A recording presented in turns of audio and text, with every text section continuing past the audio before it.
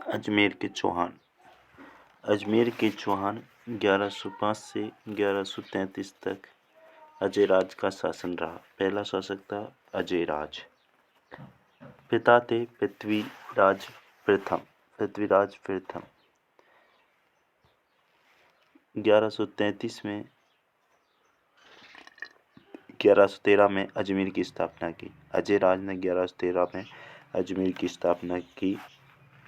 बिठली पहाड़ी पर अजयमेरु गढ़ बनवाया। गोपीनाथ शर्मा के अनुसार अजयराज का शासन काल निर्माण का स्वर्ण काल माना जाता है। चांदी के सिक्के चलाए इसने। सिक्कों पर अपनी पत्नी सोमन देवी, सोमलेख, सोमवती नाम लिखवाया।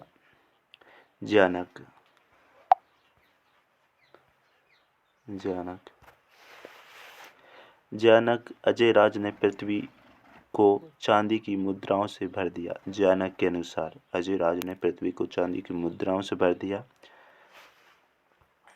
चौहान शैव धर्म के अनुयायी थे। जैन धर्म के शास्त्रार्थ की अध्यक्षता की।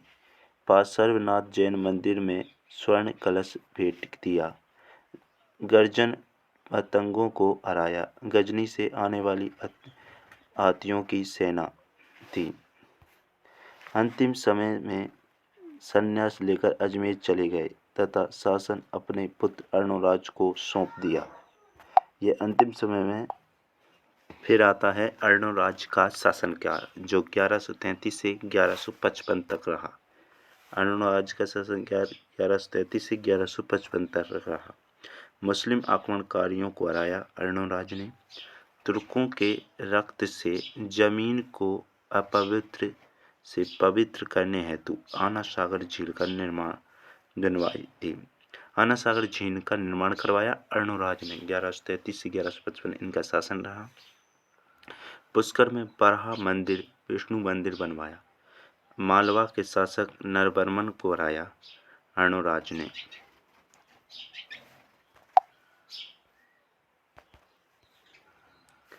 चालुक्यों के साथ संघर्ष। अर्णोराज ने चालुक्यों के साथ संघर्ष किया।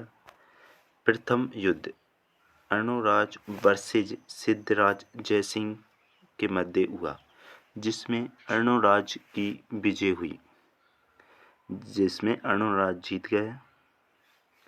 अर्णोराज ने सिद्धराज जयसिंह की बहन कांचना देवी से विवाह किया। जब अर्णोराज प्रथम युद्ध सिद्धराज से जीत गया तो अर्णोराज ने कांचना देवी से विवाह कर लिया। फिर हुआ दूसरा युद्ध। फिर अर्णोराज वर्सेज सिद्धराज जयसिंह के बीच दूसरा युद्ध हुआ, जिसमें भी अर्णोराज जीत गया और सिद्धराज जयसिंह की पुत्री, पहले बहन थी कांचना देवी, दूसरी थी उसकी पुत्री देवल देवी से विवाह अर्णोराज ने कर लिया। दूसरी बार जीत कर लाया देवल देवी को, पहले थी कांचन देवी। फिर हुआ तीसरा युद्ध।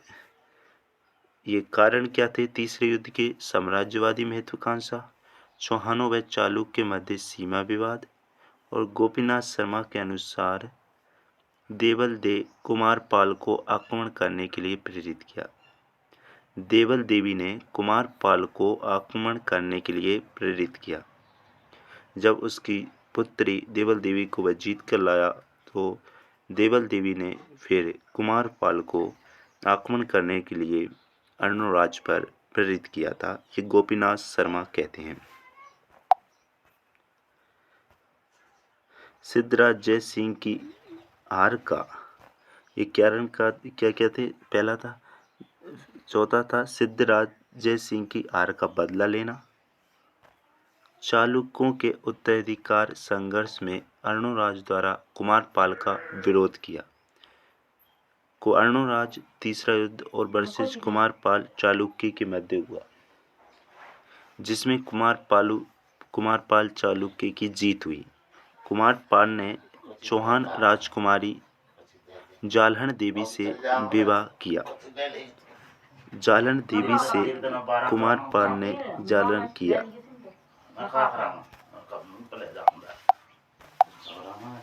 कुमारपाल ने जालहन देवी से विवाह किया।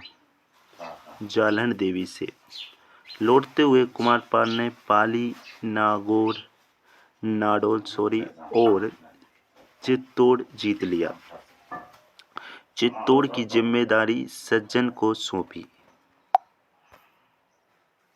चित्तौड़ के त्रिभुवन नारायण मंदिर का नाम बदलकर समिदेश्वर मंदिर कर दिया। इन्होंने चित्तौड़ के त्रिभुवन नारायण मंदिर का नाम बदलकर समिदेश्वर मंदिर कर दिया था।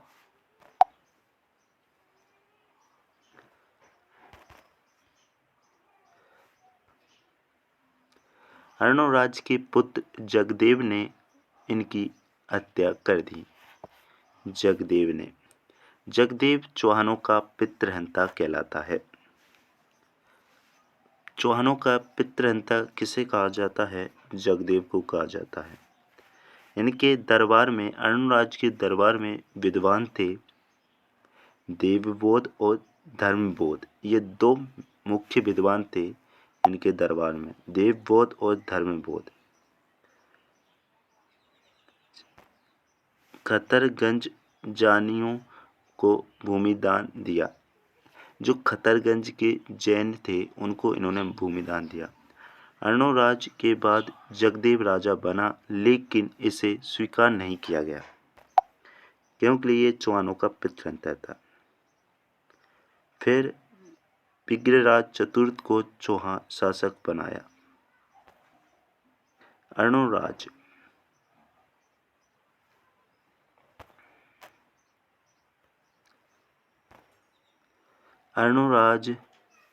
अर्णोराज इनकी दो पत्नियां थी, सुधवा रानी और कांचन देवी रानी।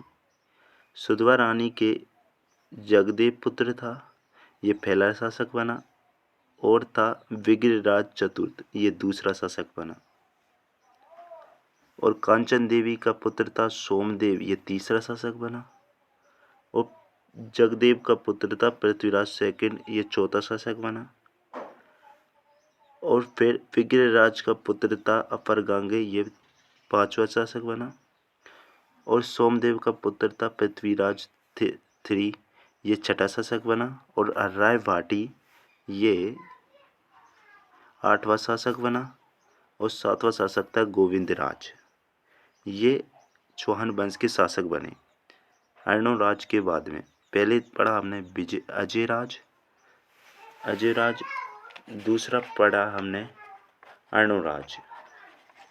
अजयराज में हमने पढ़ा इसके पिताजी पृथ्वीराज प्रथम थे और 1113 में इसने अजमेर की स्थापना की। बिटली पहाड़ी पर अजमेरू गढ़ बनवाया। और गोपीनाथ शर्मा के अनुसार अजयराज का शासनकाल निर्माण का स्वर्णकाल कहा जाता है। गोपीनाथ शर्मा ने कहा है कि अजयराज का शासनकाल निर्माण का स्वर्णकाल कहा जाता है क्योंकि इसने चांदी के सिक्के चलाए, सिक्कों पर अपनी पत्नी सोमल देवी का नाम लिखवाया। और जैन कहते हैं कि अजयराज ने पृथ्वी को चांदी की मुद्राओं से भर दिया था। चौहान शैव धर्म के अनुयायी थे। जैन धर्म के शास्त्रार्थ की अध्यक्षता की। पार्श्वनाथ जैन मंदिर में सुवर्ण कलश भेंट दिया। गर्जन पतंगों को हराया और अंतिम समय में संन्यास लेकर ये अजमेर चले गए थे अजयराज। फिर हमारे आज दूसरे शासक अर्णोराज का शासन 1133 से 1155 तक रहा। मुस्लिम आक्रमणकारियों को हराया इसने। तुर्कों के रक्त से जमीन को पवित्र करने हेतु अनासागर झील का निर्माण करवाया। पुष्कर में बड़ा मंदिर बनवाया, विष्णु मंदिर भी कहा जाता है इसे। मालवा के शासक नरवर्मन को हराया अर्णोराज ने। सेकंड शासक था अर्णोराज। और चालुक्य के साथ संघर्ष हुआ। प्रथम संघर्ष अर्णोराज और वर्षिज सिद्धराज जयसिंह के मध्य हुआ। तब अर्णोराज जीत गया तो उसने कांचन देवी से विवाह कर लिया। सिद्धराज जयसिंह की ये बहन थी। दूसरा युद्ध हुआ अर्णोराज वर्सेस सिद्धराज जयसिंह के मध्य। अर्णोराज जीत गया इसमें भी। दूसरे में भी उसने उसकी पुत्री देवल देवी से विवाह कर लिया। फिर देवल देवी ने कुमारपाल को उकसाया आक्रमण करने के लिए अर्णोराज पर, और फिर कुमारपाल इस तीसरे युद्ध में जीत गया। कुमारपाल ने चौहान राजकुमारी जलन देवी से विवाह कर लिया। लौटते हुए कुमारपाल ने पाली, नाडोर और चित्तौड़ जीत लिया। चित्तौड़ की जिम्मेदारी सज्जन को सौंपी। चित्तौड़ के त्रिभुवन नारायण मंदिर का नाम बदलकर समिंदेश्वर मंदिर कर दिया। अर्णोराज के पुत्र जगदेव ने इनकी हत्या कर दी। जगदेव चौहानों का पितृंता कहलाता है। इनके दरबारी कवि थे देवबोध और धर्मबोध। अर्णोराज के बाद जगदेव राजा बना, लेकिन इसको स्वीकार नहीं किया गया। बिग्रराज चतुर्थ को शासक बनाया गया। अर्णोराज की दो पुत्री थी, सुधवा और कांचन देवी। सुधवा के पुत्र थे जगदेव और बिग्रराज, और कांचन देवी का पुत्र था सोमदेव। जगदेव का पुत्र था पृथ्वीराज सेकंड, बिग्रराज का था परगांग, सोमदेव के थे पृथ्वीराज थर्ड और हर्राय भाटी। पृथ्वीराज थर्ड का था गोविंदराज।